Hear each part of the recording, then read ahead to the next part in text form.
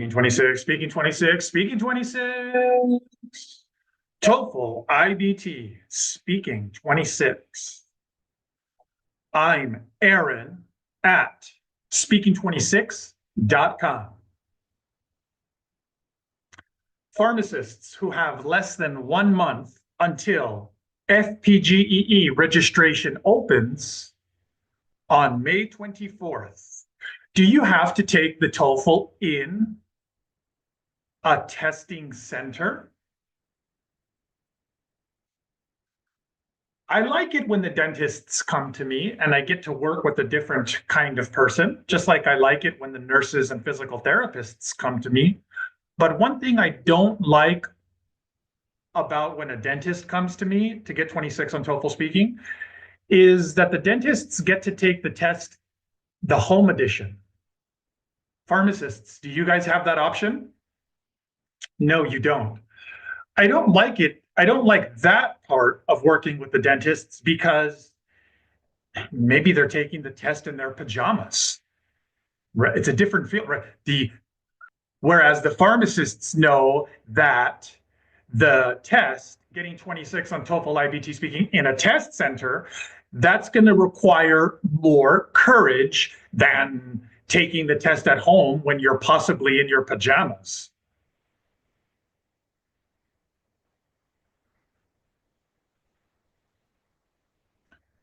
One of the ways that I help the pharmacists finally pass their TOEFL, even though they went to other people before me who did not succeed in helping them finish their TOEFL, one of the ways that I help pharmacists finish their TOEFL so that they can move on to better things like FPGEE and the rest of their high quality life is by helping them deal with the pressure that they will feel in the test center.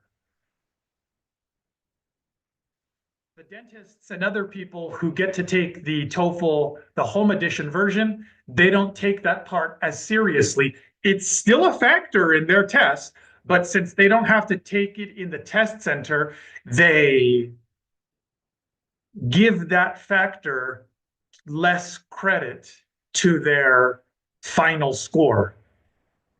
They don't view it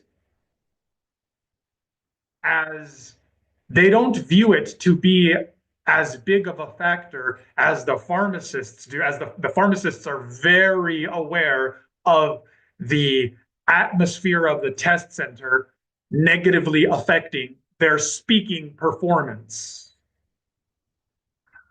So, in Zoom meetings with me, most of the time, we're going to have our videos on because in the test center, I have a question for you, pharmacists.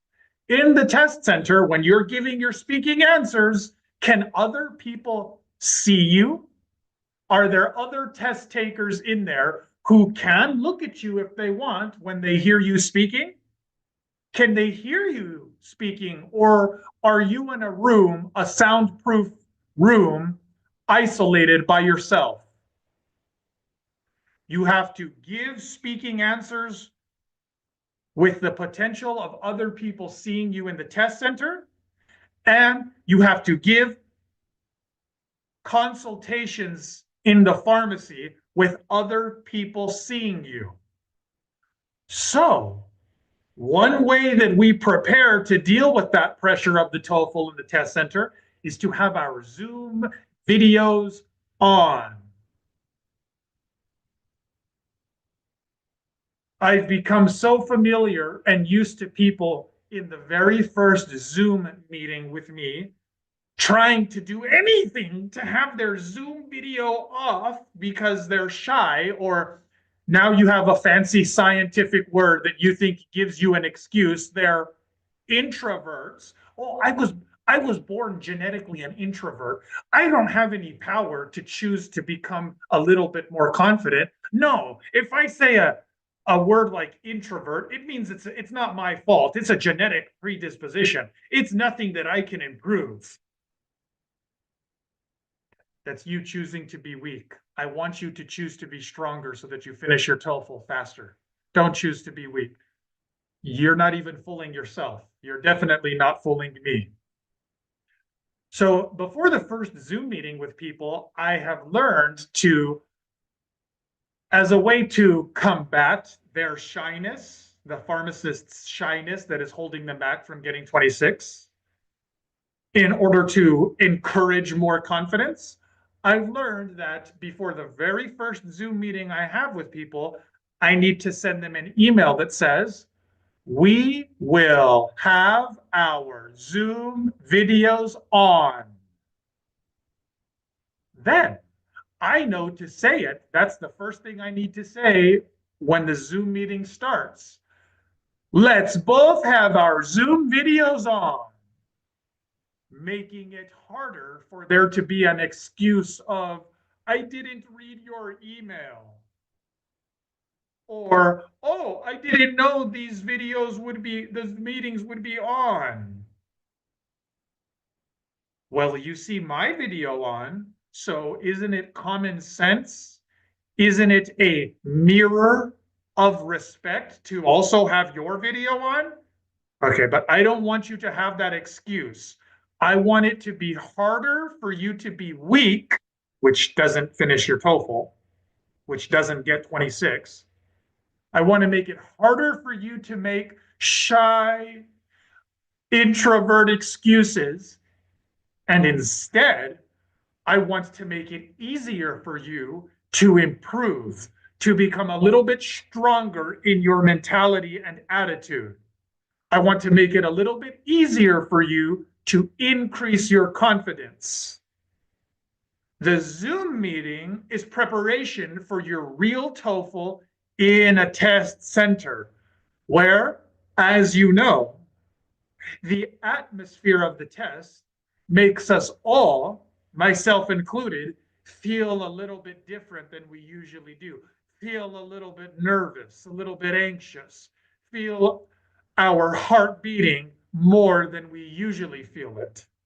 So the Zoom meetings with me are practice for applying confidence, because to get 26 on speaking in the test center, you will definitely have to apply confidence, even though you have those unusual feelings of in your body due to being in the test center.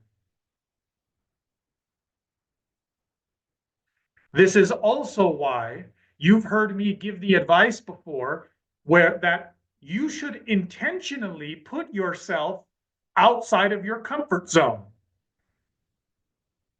You should intentionally go speak with somebody who's a native English speaker, who's not from your country or community. Those of you who you know exactly what I'm talking about. Those of you who are currently living in the US, but choose to bubble yourself with only people from your one country. There's something like 190 countries, but you bubble yourself to only one country, the one that you were randomly born in. Instead of doing that, take advantage of being in the US.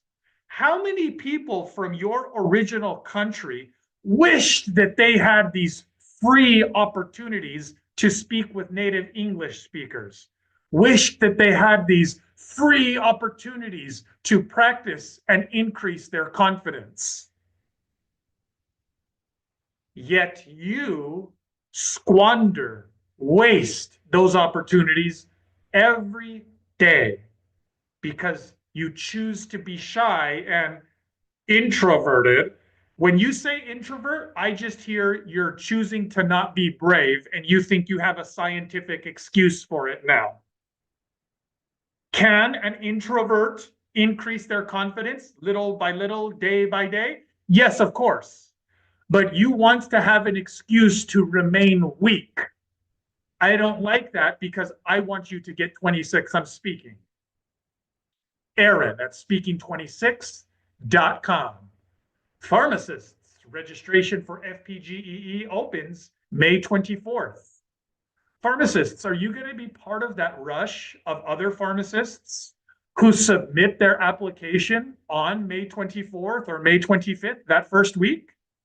Or are you going to be somebody who does it last minute and therefore doesn't look as attractive to the other pharmacists who are looking for high